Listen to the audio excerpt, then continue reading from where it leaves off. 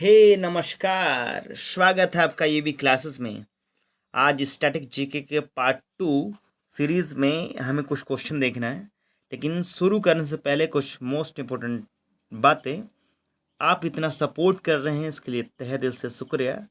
और हम इस वीडियो को जो टारगेट रखते हैं लाइक्स का, 100 लाइक्स रखते हैं। देखते हैं कितने टाइम में हम लोग कंप्लीट कर लेते हैं 100 लाइक्स। चलिए चालू करते हैं हम लोग इस सीरीज का पहला क्वेश्चन।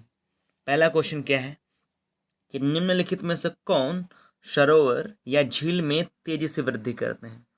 ऑप्शन, ये चार ऑप्शन है, देख लेते हैं चारों ऑप्शन के। पहला ऑप्शन है सिंघाड़ा, बी हाइड्रिला, सी जलकुंभी एंड डी नागफनी।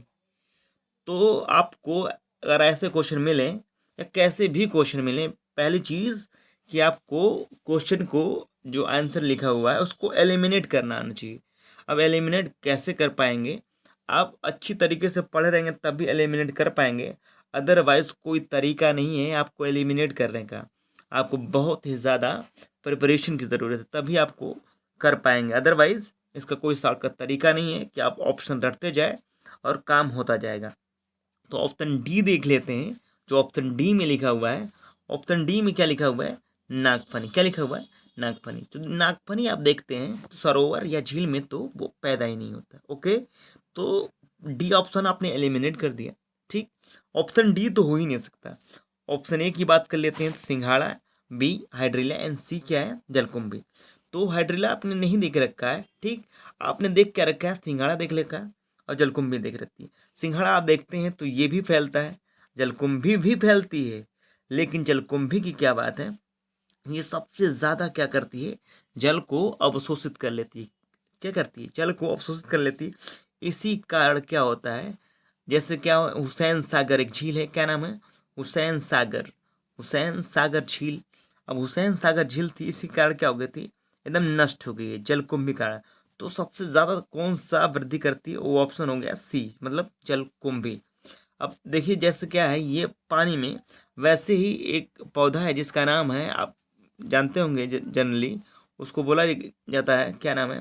जनरली बोला जाता है सफ़ेदा। क्या बोलते हैं हम लोग?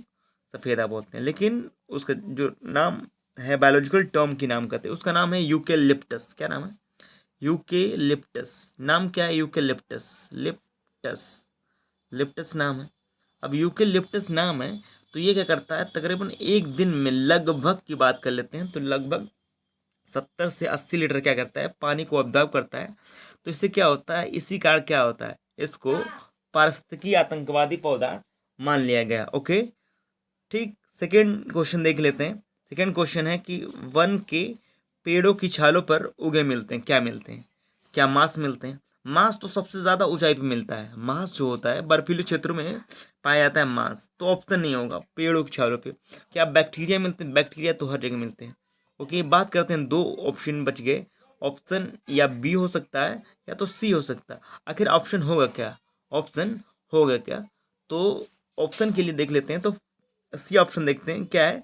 सी, कवक, मतलब फंगस या फंग की बात करते हैं। वर्तमान कंडीशन में ब्लैक फंगस प्रभावी है, आपको डरने की बात नहीं है। नॉर्मल फंगस, फंगस का जो इतिहास है वो जब से पृथ्वी बनी है तभी से है। ओके, तो जो कवक है, तो कवक रहता तो है, लेकिन उसके साथ साथ क्या रहता है भाई? कवक साथ साथ रहेगा शैवाल। कवक साथ साथ रहेगा शैवाल, उसको बोलते हैं हम लोग क्या? लाइकिन। तो वनों के पेड़ों की छालों पे क्या मिलते उगे मिलते हैं? आपको क्या मिलेंगे?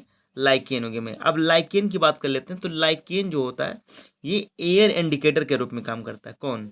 लाइकेन। एयर इंडिकेटर के रूप में कौन काम करता है? लाइकेन। एयर इंडिकेटर क्या होते हैं? एयर मतलब वायु सूचक के रूप में काम करता है। अब ये वायु सूचक क्या है भाई? वायु सूचक ये है कि मतलब वायु की गुणवत्ता का पता लगाने के लिए लाइकेन नामक पौधे को रोपित कर लिया जाता है।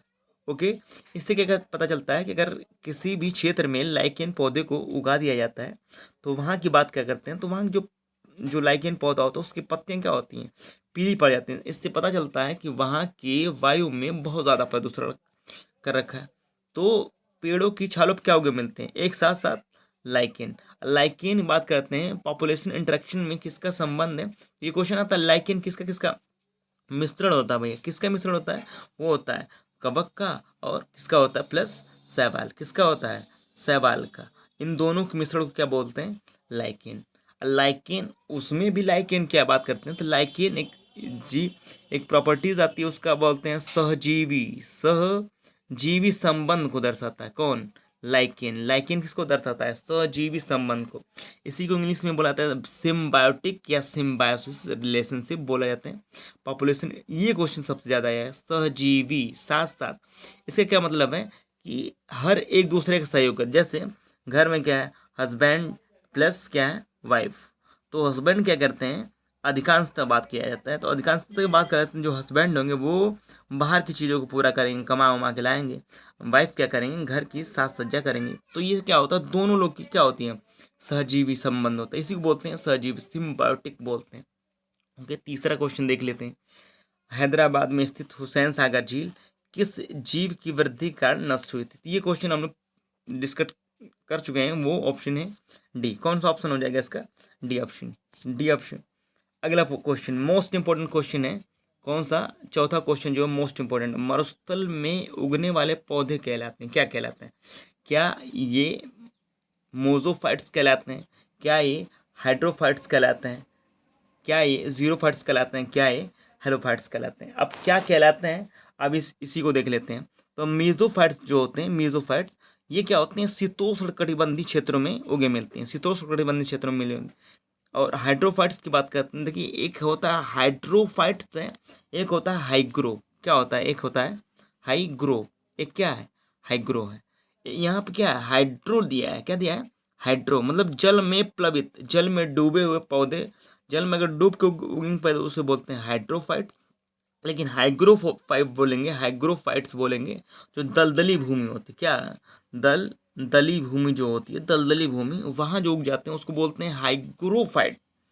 यहाँ क्या लिखा है? हाइड्रोफाइट। अगला क्या है हम लोग देख रहे हैं? क्या? हाइग्रोफाइट, दलदली भूमि। ठीक, अगला इस देख लेते हैं। अगला लास्ट डी है हेलोफाइट्स, नमकीन क्षेत्रों में क्या मिलता है। तो लेकिन मरुस्थलीय क्षेत्रों में, अब तीन ऑप्शन तो हम लोग एलिमिनेट कर लिए ना, अगर जान ही गए हैं मेसोफाइट्स, हाइड्रोफाइट, हेलोफाइट्स, बच गया क्या? जीरोफाइट्स। तो इस क्वेश्चन जो ऑप्शन है वो है सी, जीरोफाइट्स। क्या है? जीरोफाइट्स। क्या है भैया? जीरोफाइट्स। Okay, xerophytes. अगला क्वेश्चन देख लेते हैं। अगला क्वेश्चन देख लेते हैं। पांचवा क्वेश्चन, पांचवा क्वेश्चन है कि पादप, ओके, पांचवा जो क्वेश्चन है, पादप वृद्धि में सबसे उपयुक्त मिट्टी कौन सी? तो बात करते हैं, तो मिट्टी की बात कर लेते हैं। तो मिट्टी जो है, यहाँ की एक संस्था है इंडिया की, ICAR। कौन संस्था है? ICAR। इसका फुल फॉर्म है इंडियन इंडियन सी से काउंसिल फॉर एग्रीकल्चरल रिसर्च। क्या नाम है? Indian council for agricultural research. इसका हेडक्वार्टर कहाँ है? न्यू दिल्ली में। कहाँ है? न्यू दिल्ली। इन्होंने क्या किया है? 8 प्रकार की मिट्टियों को सुझाया है। कितने प्रकार की? 8 प्रकार की मिट्टियों को सुझाया है। तो उसमें से जो सबसे सर्वाधिक मिट्टी पाई जाती है इंडिया के क्षेत्रों में अधिकांशतः, उसका नाम क्या है? जलोढ़।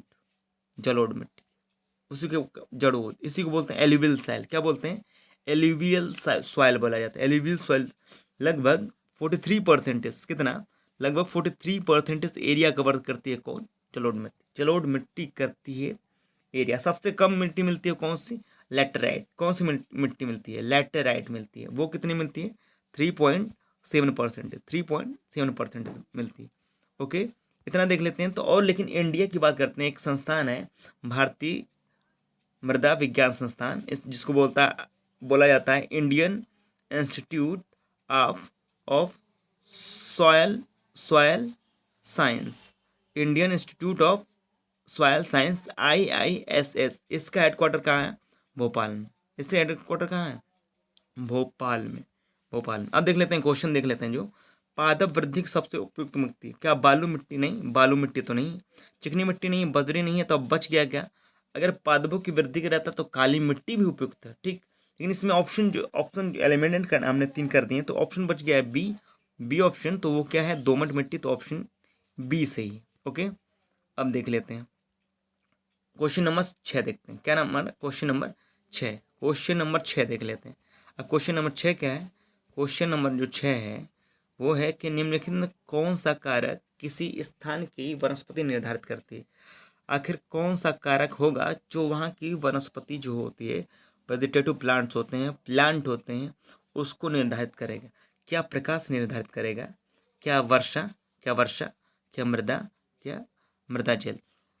आपको लग रहा होगा कि जो सारे ऑप्शन हैं बिल्कुल सारे तो उपयुक्त सभी होना चाहिए थे। एक ऑप्शन है, एक ऐसा होना चाहिए था उपयुक्त सभी, लेकिन इस बात की पुष्टि करते हैं कि सबसे अगर किसी स्थान की वनस्पति की बात करते हैं, खासकर इंडिया की बात करेंगे, इंडिया की बात कर लेते हैं, यहाँ सिर्फ जितनी भी वनस्पतियाँ हैं, जितनी भी खेती होती है, वो अधिकांशतः किस पर निर्भर करती है?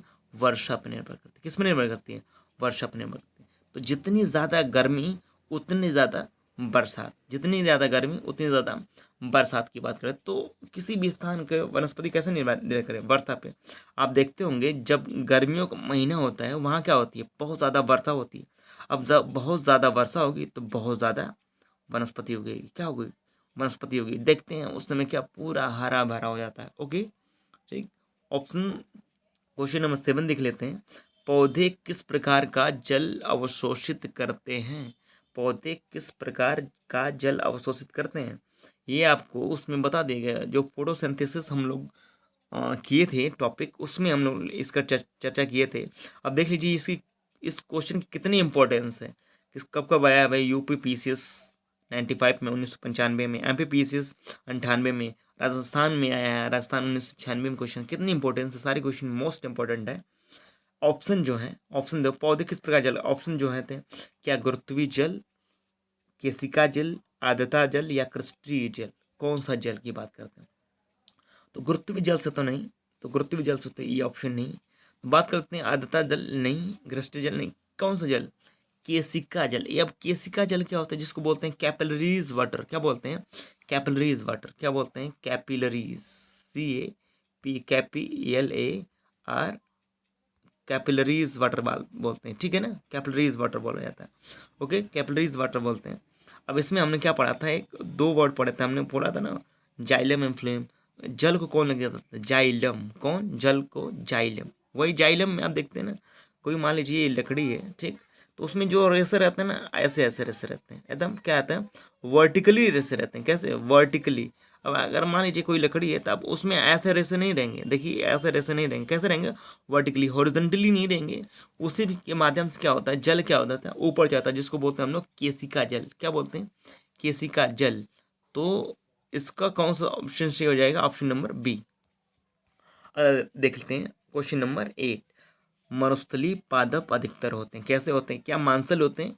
क्या बीज साकी होते हैं? क्या परवृत्ति होते हैं? पराविवृत्ति होते हैं? कौन सा होते हैं? तो ये भी क्वेश्चन आपको करा चुके हैं।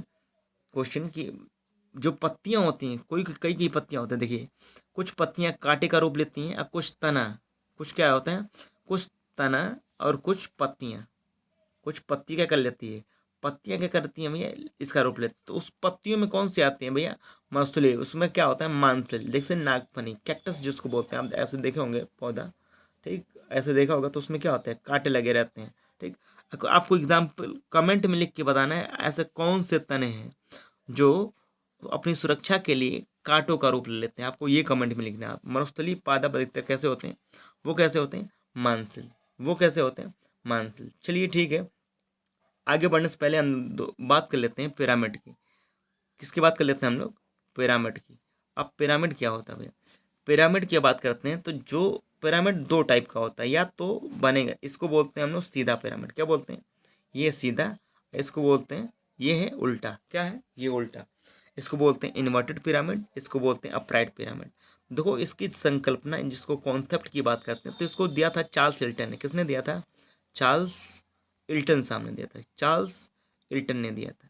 अब चार्ल्स इल्टन ने दिया था तो उन्होंने क्या 3 आधार बताए थे? कहा था उन्होंने, कितने आधार बताए थे? 3 आधार बताए थे। तो पहला आधार था, वो एक था कि संख्या के आधार पर क्या था? संख्या के आधार पर कैसा पिरामिड बनेगा। अगला था जीव भार के आधार पर, जीव भार के आधार पर कैसे बनेगा। लास्ट क्या था?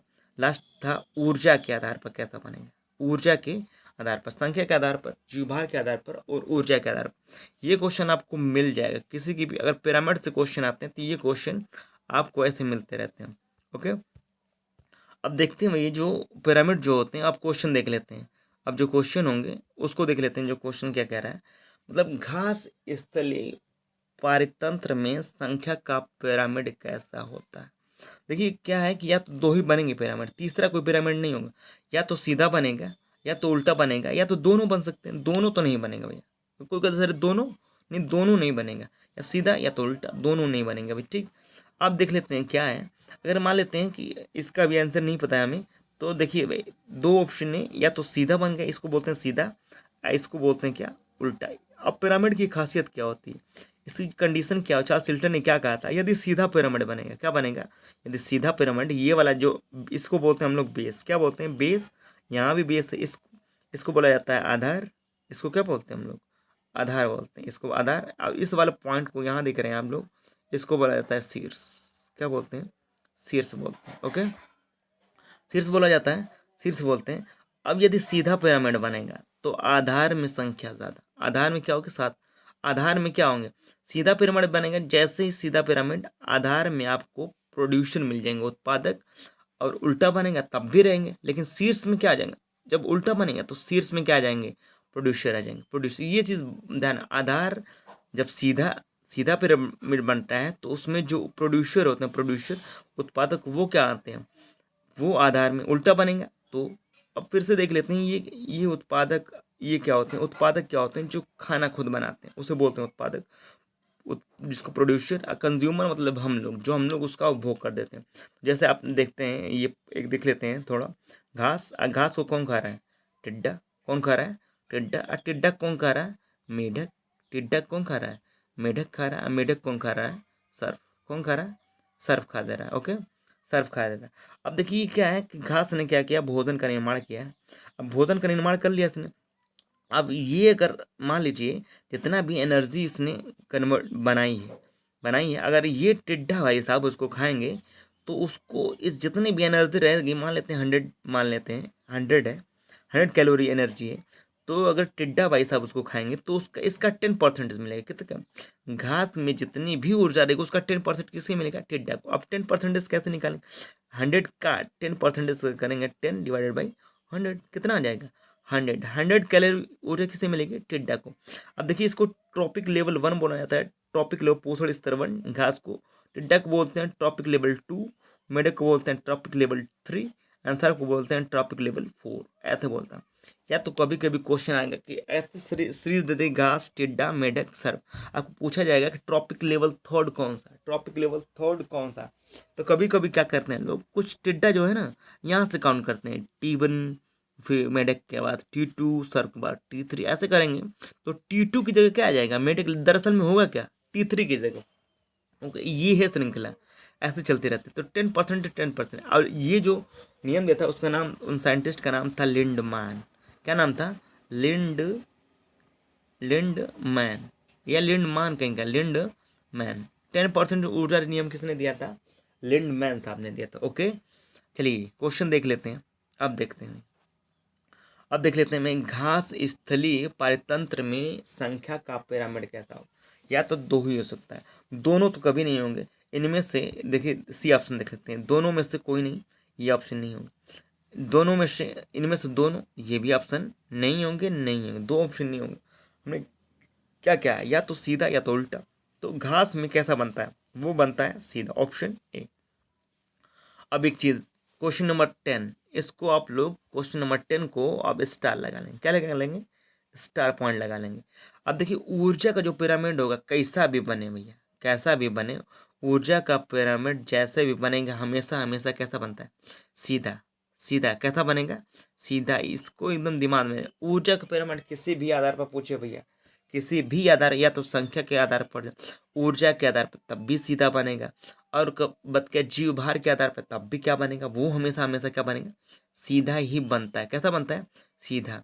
आ ऊर्जा के संबंध में लिंडमान ने ही नियम दिया था। ओके, अब देख लेते हैं, ये क्वेश्चन, एक तालाब के पारितंत्र में जीव भाग का पिरामिड कैसे। अब एग्जाम्पल समझ देखो, उल्टा सीधा, ये सी ऑप्शन गलत, किसी प्रकार का नहीं, ये भी गलत बनेंगे। तो या तो सीधा या तो उल्टा। आप देखिए एग्जाम्पल के तौर पर समझ लेते हैं। आप किसी भी बोरी को यदि क्या करें, एक क्या नाम है, नॉर्मल जमीन पे उठाते हैं, तालाब में नहीं, मतलब जल में नहीं उठाते हैं। तो आपको देखेंगे अगर 10 kg की बोरी है तो आपको भार महसूस होगा, लेकिन वही 10 kg आप पानी में लेके जाएंगे तो क्या होगा, वो उलट जाएगा, वो थोड़ा क्या होगा, कम भारी लगेगा। तो इसी हिसाब से हम लोग देख लेते हैं। तो जैसे तालाब में पारितंत्र जो होगा जीव भार का, वो कैसा बनेगा, हमेशा उल्टा। कैसा बनेगा, वो उल्टा बनता है। कैसा बनता है, उल्टा बनता है। ओके, अगला देख लेते हैं। घास स्थली व वन पारितंत्र में जीवभार का पैरामीटर कैसा होगा। घास में देख लेते हैं, क्या घास वाले में देख लेते हैं, तो उसमें देख लेते हैं तो कोई दिक्कत है नहीं। तो उसमें क्या अभी देखे थे ना, वन स्थली पिरामिड जीवभार। अभी तो यहाँ देखिए एक क्वेश्चन ऊपर था घास स्थली सेकेंड वाला संख्यक पिरामिड, यहाँ क्या कह रहा था जीवभार। लेकिन इसमें क्या होता है, इस कहाँ गया अभी 12 क्वेश्चन, ठीक। इसमें क्या होगा, सदैव सीधा बनता है। क्या, सदैव सीधा बनता है, सदैव सीधा बनता है।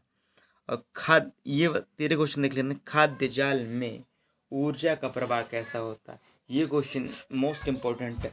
अब ऊर्जा का प्रवाह कैसा होगा, क्या 2 दिशाओं में होता है, चतुर्दिशीय होता है, त्रिदिशीय होता है, एक दिशीय होता है। वो कैसा, हमेशा हमेशा कैसा होगा, एक दिशीय होता है। अब देख लेते हैं थोड़ा खाद्य जाल समझ लेते हैं। खाद्य जाल क्या है, अब खाद्य जाल क्या होता है कि मतलब फूड वेब है। मतलब जैसे आप बताते ना, अभी अभी हम लोग क्या चर्चा कर रहे थे, जैसे हम लोग क्या कर रहे थे, घास है, घास को कौन खा रहा था, टिड्डा। और टिड्डा को कौन खा रहा था, टिड्डा को भाई साहब खा रहे थे मेढक। और मेढक को खा रहा था भैया सर्प। कौन खा रहा था, सर्प। कौन खा रहा था, सर्प खा रहा था। अब ये ज़रूरी थोड़ी है कि घास को सिर्फ क्या खा सकता है, टिड्डा। घास को क्या खा सकती है, घास को कोई बर्ड खा सकती, क्या खा सकती है, बर्ड को। इसी घास को क्या कोई ह्यूमन भी खा सकता है। इसी घास को कोई बकरी भी खा सकती है। इसी टिड्डा को कोई पक्षी खा सकता है, इसी टिड्डा को कोई ह्यूमन खा सकता है। तो ये चीज़ है, क्या देख रहे हैं, ये कितना कॉम्प्लेक्स बन गया, क्या है, एकदम कॉम्प्लेक्स। इसी को बोलते हैं खाद्य जाल। इसी चीज़ को क्या बोला जाता है, खाद्य जाल बोला जाता था। ओके, आज की क्लास के लिए इतना ही रखते हैं। अब इसका ऑप्शन देख लेते हैं, क्या है, एक दिवसीय होता है। आज की क्लास के लिए इतना ही रखते हैं। आप इतना सपोर्ट करें इसके, थैंक यू वेरी मच, शुक्रिया। ओके, धन्यवाद।